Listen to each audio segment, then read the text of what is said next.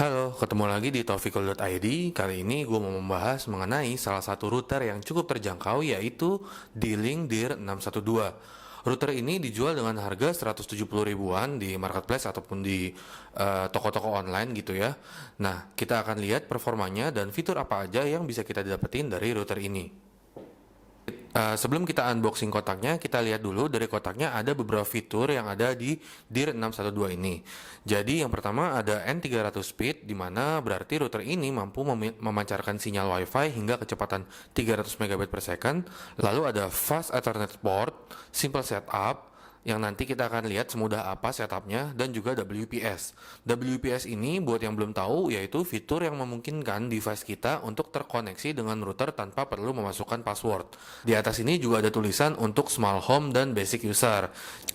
Lalu untuk bagian belakangnya sendiri kurang lebih sama, namun yang berbeda di sini ada high gain antennas, di mana dibilang kalau router ini memiliki dua antena dengan kemampuan pancar hingga 5 desibel. Oke, langsung aja kita lakukan unboxing.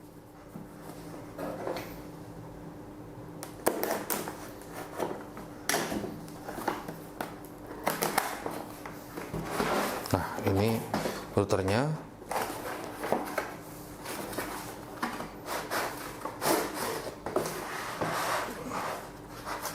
Ini ada buku manual, lalu ada produk warranty, terus juga kita ada adaptor, terus ada routernya sendiri, ini, terus juga ada kabelan.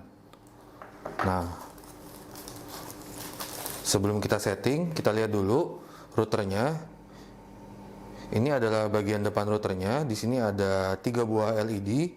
Yang pertama LED untuk networknya, yang kedua WiFi-nya, yang ketiga adalah powernya. Terus juga di bagian depan nggak ada apa-apa, kiri dan kanan nggak ada apa-apa, bagian kiri dan kanan. Dan di bagian belakang ini kita bisa lihat semuanya warna hitam, port LAN-nya, tapi dari sebelah kiri ini ada port adaptor, terus juga ada port WAN. Jadi di sini ada tulisan WAN-nya di sini. Terus juga ada 4 port LAN dan ada tombol WPS. Nah, sementara untuk bagian bawahnya kita bisa lihat ini adalah IP address dari routernya sendiri. Nah, ini nanti kita mungkin bisa catat gitu ya, karena nanti biasanya waktu kita mau setting di awal itu kita harus memasukkan alamat ini. Lalu ada username dan passwordnya, itu udah pasti admin dan admin. Nah, ini adalah WiFi name atau SSID default, jadi sebelum dirubah, sebelum kita setting dari router ini, dan ini WPS pin-nya. Nanti kita akan lihat juga fungsinya seperti apa. Kita ketikkan 192.168.01. Nah, nanti kita akan masuk ke user interface-nya. Nah, di sini new password ini yang dia maksud adalah ini password dari password adminnya, admin routernya gitu. Yang tadi kalau misalnya kita ingat di belakang itu passwordnya admin. Jadi supaya lebih mudah, gue akan hanya masukkan 1234556. Terus juga ini konfirmasinya 1234556. Terus di sini adalah nama WiFi kita yang mau disetting. Gue akan membiarkan seperti ini. Ini bisa dirubah jadi apa aja, tergantung kemauan kita. Tapi sekarang ini gue nggak akan rubah-rubah. Terus juga ini adalah password WiFi-nya. Nah, ini biar lebih gampang, gue juga akan merubah 1234556. Nah, ini bahasanya yang mau di setting. Ternyata minimal dia harus 8 karakter. Gitu. Jadi kurang lebih ini aja yang harus di setting. Nah, habis itu kita pencet save. Biarkan router itu merestart sendiri. Selanjutnya kita akan melihat fitur-fitur lain yang ada di router ini. Yang pertama adalah, nah ini kalau misalnya kita mau merubah nama WiFi kita gitu ya, entah kenapa alasannya, kita masuk ke bagian setting terus ke wireless network. Nah ini kita ngerubah WiFi kita, terus mau kita sembunyiin atau enggak. Terus juga di bagian sini kita bisa ngerubah passwordnya. Jadi siapa tahu password kita udah ada yang tahu gitu ya. Terus kita mau ganti, itu bisa dirubah di sini. Salah satu fitur yang cukup berguna juga di sini adalah bandwidth control gitu ya. Jadi kita bisa membatasi bandwidth dari device yang terhubung dengan router kita. Jadi misalnya di sini gue udah ada satu device. Nah ini biasanya dia ada nama device-nya gitu ya. Di sini ada Note 10. Terus juga kita bisa langsung membatasi. Jadi di sini Kalau kita mau masukin limitnya, jadi kita tinggal masukin 1 MB per second misalnya gitu ya. Dan di sini downloadnya juga 1 MB per second. Terus save aja. Nah, gua akan pindah ke smartphone. Nah, di smartphone ini kita akan coba mengkoneksi smartphone kita dengan router WiFi yang tadi. Jadi kita pindahin aja. Nah, ini yang tadi, jadi dir 612 ini. Nah, ini passwordnya kita masukin 1 sampai 8, connect.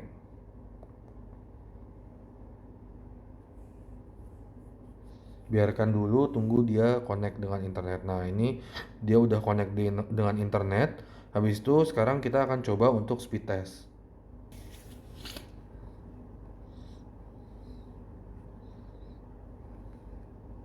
Nah, kita akan lihat kecepatannya berapa.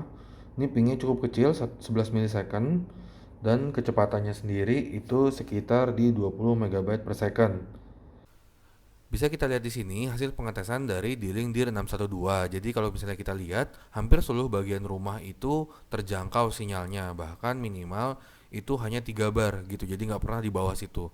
Nah, di situ juga kelihatan kalau kecepatan maksimalnya didapatkan 49,5 MB per second, di mana kecepatan internet rumah gue sendiri itu 50 MB per second. Jadi hampir mendapatkan kecepatan full. Nah, sementara itu jika dibandingkan dengan device lain yang pernah gue tes di rumah gue, memang ada sedikit yang unik di mana di depan teras rumah itu kalau misalnya device lain hampir mendapatkan full, sementara di D-Link ini hanya mendapatkan setengahnya. Ini gue udah coba beberapa kali, namun hasilnya juga tetap sama gitu. Nah, cuman di bagian lain, di bagian rumah gue yang lain, terutama di bagian lantai 2 itu hampir di semua spot itu D-Link bisa menjangkau dan kecepatannya lebih tinggi dibandingkan dengan device lain yang pernah gue tes. Jadi kesimpulannya untuk jangkauan dan kecepatan di link DIR 612 ini cukup baik gitu.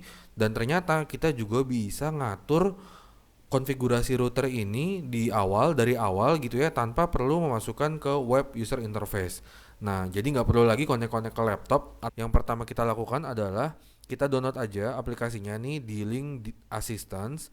Terus ketika kita udah download, kita tinggal connect, kita masuk ke WiFi, kita connect ke WiFi-nya, dan di sini passwordnya itu yang tadi ada di bawah bagian router kita, WPS pin kalau di situ tulisannya. Jadi kita masukin aja.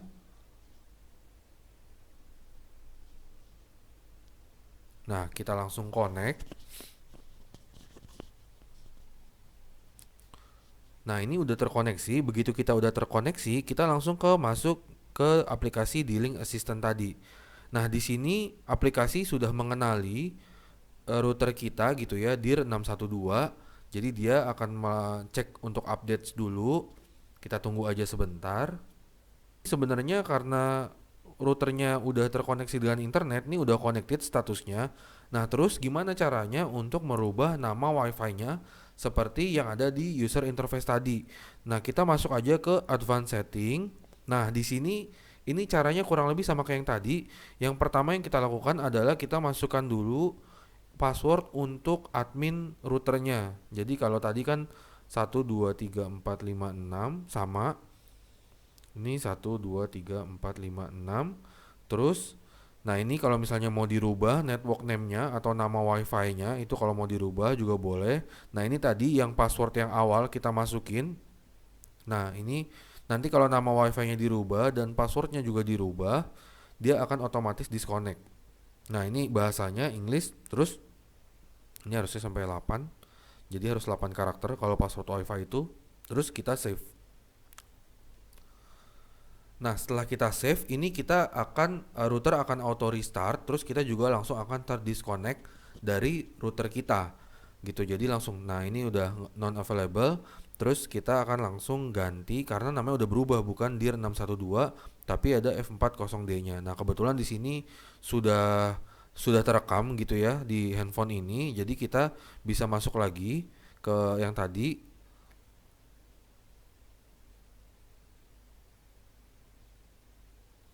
Nah, ini namanya baru nama WiFi-nya. Jadi di bagian atas ini adalah nama WiFi-nya.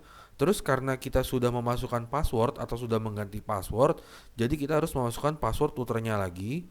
Jadi kita masukkan 1 sampai 6. Jadi bukan password WiFi ya, password routernya. Nah,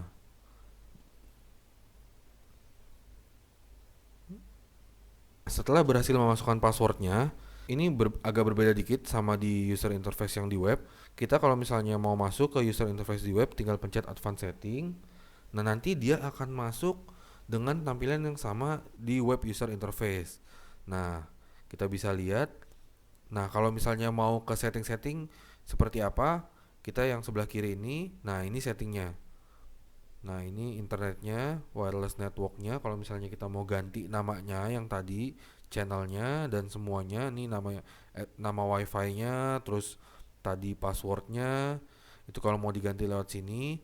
Dan juga kalau misalnya kita mau fungsi-fungsi yang lain, kayak tadi, client shaping, membatasi bandwidth, ini kita juga bisa nih dari sini. Nah, ini bisa dari sini, gitu ya. Nah, jadi ini akan jauh lebih mudah. Dari hasil tes dan fitur yang diberikan, router seharga 170 ribuan ini cukup direkomendasikan, terutama untuk rumah dengan device hingga 10 unit yang menyala secara bersamaan. Selain itu, adanya aplikasi D-Link Assistant sangat membantu untuk pemula dalam melakukan pemasangan awal dari router ini.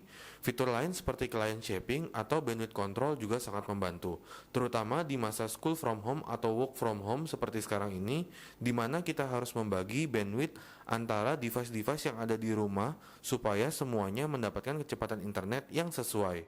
Sekian, semoga bermanfaat.